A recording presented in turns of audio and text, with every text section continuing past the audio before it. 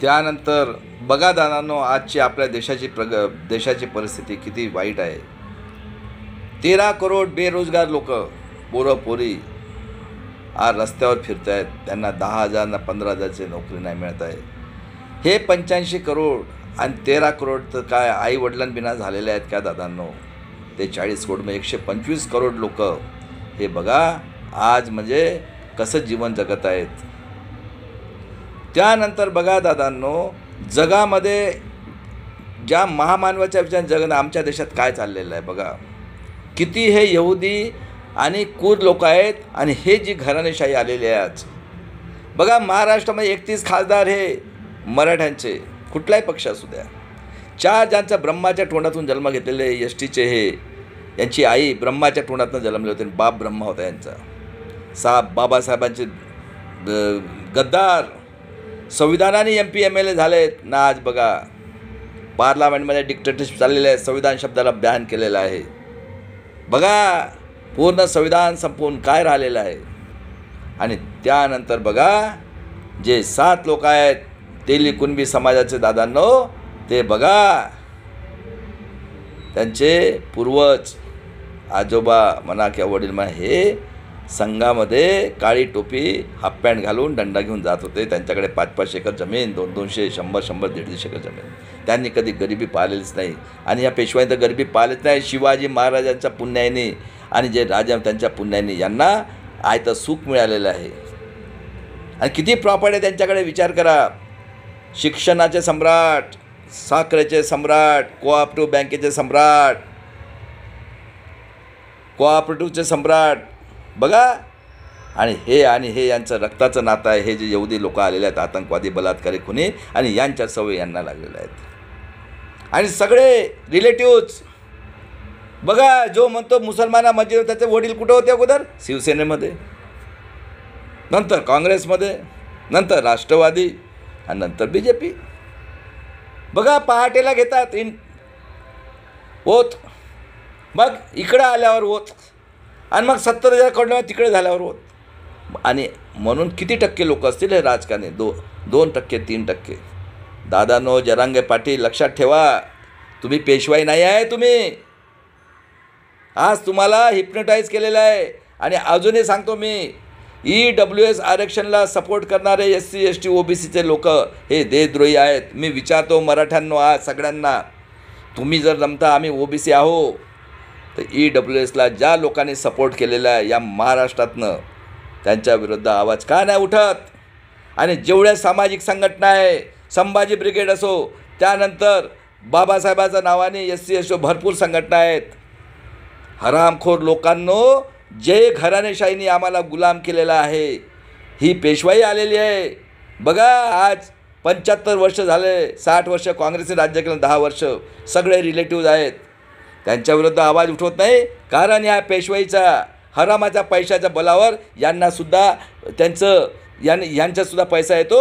यांच्या त्या गुलामगिरी करतात. अरे शरम वाटायला पाहिजे. जे बी SC ST OBCच्या संघटना आहे, शाहू फुले आंबेडकर नावाने, शिवाजी महाराज नावाने, आणि हे BJP RSS आणि घराणेशाहीच्या विरोधात ओरडत नाही. आणि EWSला ज्यांनी सपोर्ट त्यांच्या विरोधात, ते देशद्रोही लोक आहेत. ओळखा माझ्या लोकांनो, 90% लोकांनो ओळखा यांना. हे फक्त तुम्हाला मूर्ख बनवत आहेत. त्यानंतर हे जे काही लोक आहेत आज राजकारण करणारे, बघा तुमचं माइंड कसं डायवर्ट करतात ते. कोणी म्हणतो मस्जिदीत मारू, कोणी म्हणतो चपलेने हाणू. आणि यांच्या घरात बघा पूर्ण 30-30, 40-40 पेन्शन चाललं आहे. 3-3 पार्ट्या. जरांगे पाटील जरा डोळे उघडा. आता एकच व्यक्ती आहे, ॲडव्होकेट प्रकाश आंबेडकर, तुम्हाला न्याय देऊ शकतात. संविधान पूर्ण संपवलेलं आहे. पूर्ण प्लॅनिंग केलं आहे, एक पक्ष प्रणाली. आणि त्यानंतर सिव्हिल कॉमन कंडक्ट रूल. कोणी नाही बोलत आहे. हे देशद्रोही आहे. काँग्रेस BJP हे सगळेचे सगळे एका झाडाला 90% लोक यांचे आई वडील आहेत पहिलं काँग्रेसमध्ये असलेले. चेक करा. आणि अशा पद्धतीने या देशाला आम्हाला गुलाम, आणि जगाला सांगतो तुम्ही यांच्या अगेन्स्टमध्ये ॲक्शन घ्या आणि आम्हाला हेल्प करा. आणि माझे ADR आणि माझे जे UVMचे लोक आहेत, प्राचासाहेब, भानुप्रतापजी, मलिक साहेब, रतनलाल, लक्ष्मण यादव, सगळ्यांना सांगू इच्छितो. तसेच प्राध्यापक विलास खरात सर, डॉक्टर वामन मेश्रामजी, श्रीमंत कोकाटे बोला ना तोंडाने, डॉक्टर माझे PDF पडले आहे तुमच्याजवळ 3% 90%चं. पण माझ्या जनतेनो आमचे जर बलिदान देऊ शकतात, पायात चपला नव्हता हे होता, यांनी काही केलं आहे का? फक्त हरामाचा पैसा कमवून यांचा धंदा आहे. आज सगळं गेलं. 1,30,000 पोरं व्हॅलिडीज ऑफिसमध्ये रडत आहेत. एखादी गिधड बोलतो का त्यांच्याविषयी? काय जरांगे पाटील, खरं आहे का खोटं आहे? खरं आहे का खोटं आहे? मी बोलतो ते विचार करा.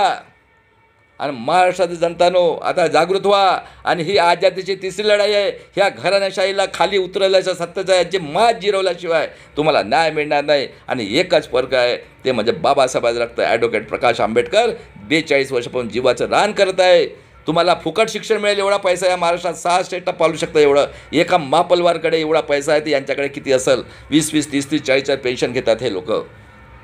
आमदार खासदाराचं एकेका घरात 10-10, 12-12 आमदार खासदार. आणि अशा पद्धतीने तुम्हाला गुलाम करण्याचं प्लॅनिंग केलेलं आहे. तेव्हा मी महाराष्ट्र जनतेला मला बोलवा, जेवढे सुप्रीम कोर्टचे जज लोक असतील विद्वान, जेवढे साहित्यिक आहेत डॉक्टरेट घेतलेले आणि जे सायंटिफिक आहेत, बघा ARDमधले तो कल्लूरकर आतंकवादी. कारण हे तुम्हाला मानसिक गुलाम गेलं आहे. तुमच्या घरात पोरगं जन्माला आलं तर तो सांगणार 90% यहुदी.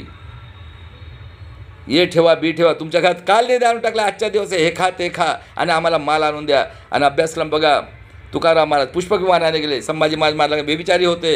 आणि बघा डोकं लटकवतात आणि हे पण लटकावायला लागले आता मराठा. आणि त्यानंतर बघा विद्येची देवता कोणतं सरस्वती, पर्सनल इंटरव्ह्यू ते घेतात आणि मेल्यानंतर किती वाजता तर मला विचारते, अशी जगामध्ये कुठं आहे का ब्रह्मा किंवा एखादी स्त्री? ब्रह्मा तोंडातून छातीतनं आणि बेंबीतनं आणि आम्ही पायातनं जन्म घेतला. जगामध्ये काळा पांढरा भेदभाव. बघा अमेरिकेत 400 वगैरे त्यांना 2दा प्रेसिडेंट केलं त्यांना. आणि त्यानंतर बघा अन्न वस्त्र 3 वस्तू नैसर्गिक त्याच्याने जगायला लागतात. ते 3ही नैसर्गिक आहे. समुद्रात फेकतो. आणि बाबासाहेबांनी 32 डिग्री 4 PhD घेतली. ते स्वाभिमानाने जगायला शिक्षण हे सगळं संपवून. आणि त्यानंतर EVM म्हणजे मनुस्मृती, पूर्ण फ्रॉड इलेक्शन, पूर्ण